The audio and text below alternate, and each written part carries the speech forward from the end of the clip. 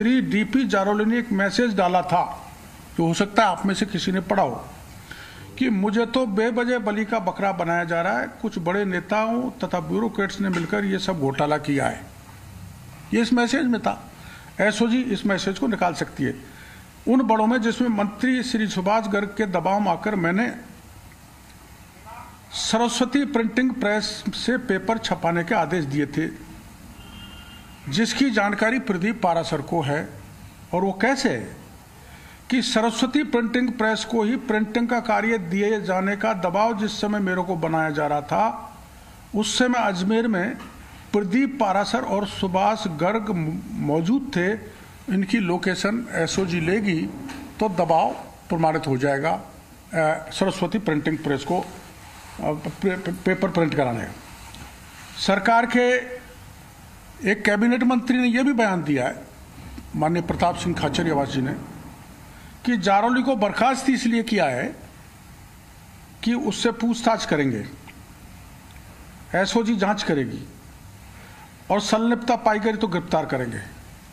तो सरकार के जिम्मेदार मंत्री ने यह बात कही है, तो मैं प्रार्थना करना चाहूँगा एसओजी के एडिशनल डीजी साहब से कि आप उनकी जांच करें और दोषी तो वो हैं ही, उनको गिरफ्तार करें।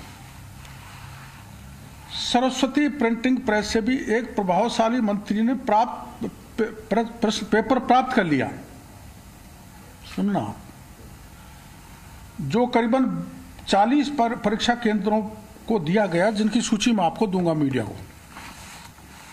इसके जरिए करोड़ों रुपए का मोटा मोटा जो केंद्र है, उसमें करीबन 800 करोड़ का मामला जो मेरी जानकारी में आया है। कुछ परीक्षा केंद्रों के मैं नाम आपको बताऊंगा। प्रिंस कॉलेज सीकर, जहां ये जिन्होंने लेन देन की है, Prince College Sikar, Kalam Coaching Institute Sikar, Mother Teresa Bharatpur. ये मदर टेरेसा भरतपुर की सुभाष गर्ग जो मंत्री जी हैं, उसमें इनके शेयर है। अब इसमें एक चीज मैं यहीं खुलासा कर देता हूं। माननीय सुभाष गर्ग के गनमैन हेमंत यादव, जो कोटपुतली के निवासी हैं, उनका सेंटर इस मदर टेरेसा में मिला उनकी धर्मपत्नी के लिए, और वो पास हुई है हेमंत यादव की धर्मपत्नी, तथा हेमंत यादव के 10-12 लोगों ने भी इसी सेंटर से परीक्षा दी है, जो सारे के सारे पास हुए हैं।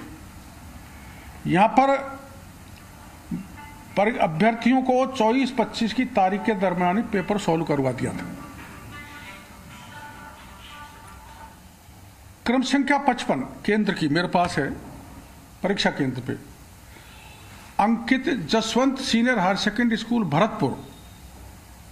क्रम संख्या 74 पर Ankit mother Teresa school Bharatpur.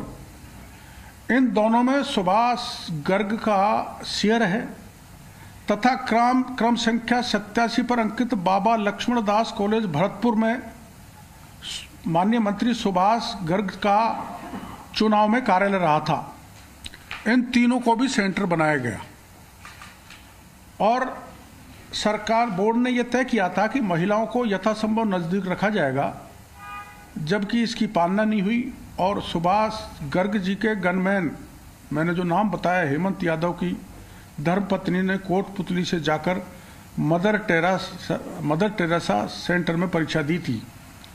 यहाँ एक बात और महत्वपूर्ण है जो अचंभे करने वाली है, कि मदर टेरेसा कॉलेज एवं जसवंत स्कूल एक ही कैंपस में, उसका एक ही मालिक है, और उसमें माननीय मंत्री जी के शेयर बताए जाते हैं, और एक ही कॉलेज कैंपस में, स्कूल कैंपस में 2-2 केंद्र आवंटित कर दिए।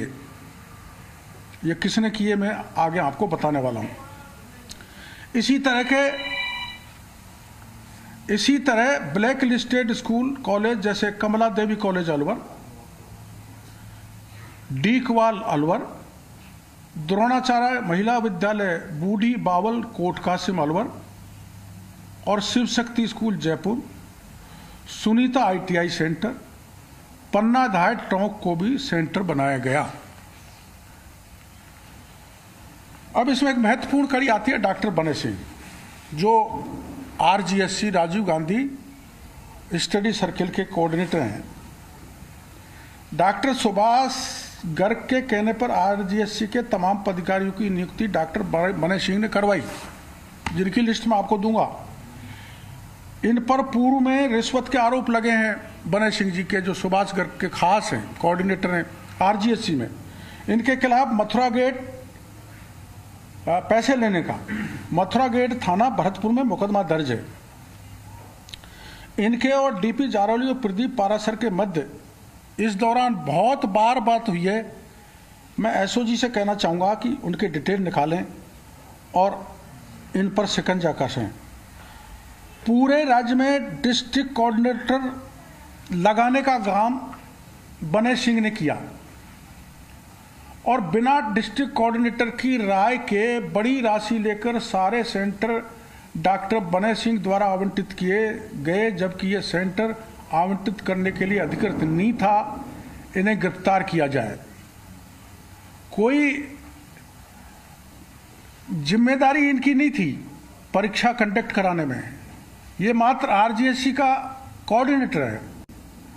और मैं ये कह सकता हूं बड़े विश्वास को, जो सूची आपको दूंगा, प्रत्येक केंद्र से करीबन 20 करोड़ रुपए 40 केंद्रों पर इकट्ठे हुए, जो करीबन 800 करोड़ बैठता है।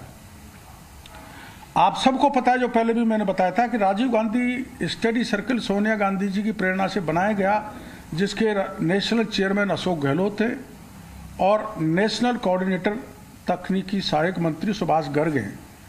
माध्यमिक शिक्षा बोर्ड राजस्थान के chairman doctor DP Jarauli Rajasthan की प्रदेश स्तरीय कमेटी RGSC के कोऑर्डिनेटर हैं। जयपुर के coordinator Subhash Yadav state coordinator हैं और सुभाष गर्ग के खास व्यक्ति हैं। डॉक्टर सुभाष गर्ग RGSC के स्टेट कोऑर्डिनेटर डॉक्टर बने सिंह के माध्यम से इन सब पर नियंत्रण रखते थे। अब इन दो लोगों को सस्पेंड करके शिक्षा संकुल में लगा दिया। आपकी जानकारी में डॉक्टर बैरवा और वो यादव को, तो शिक्षा संकुल में क्यों लगाया? सस्पेंड किया है तो उनको बाहर लगाओ। एक चीज जो आपकी जानकारी में आई होगी मीडिया की में, एक शिक्षक को गिरफ्तार किया जिसका नाम है असलम चौबदार, SOG ने। उसने अपने बयान में एक कैबिनेट मंत्री को लिप्त होना बताया। इसलिए मैं SOG से निवेदन करूंगा कि असलम चौबदार ने जिस मंत्री का नाम लिया, SOG उसका नाम जग जाहिर करें, जनता के बीच में बताएं। मोटे तौर पर मैं जो आंकड़े बता रहा हूं, एक आकलन के अनुसार करीबन 1,23,000 अभ्यर्थियों के अंक 140 से ऊपर आए हैं। 1,23,000 अभ्यर्थियों के अंक 140 से ऊपर आए हैं, जो सीधा बड़ी लेन देन को इंगित करता है। सरकार अगर परीक्षा को रद्द नहीं करना चाहती है तो इतना ही कर दे कि ये जो मैं 1,23,000 बता रहा हूं, इनके रिजल्ट ही घोषित कर दे, तो यही अपने आप कपड़े फाड़ेंगे, सरकार के पैसे वापस लेंगे।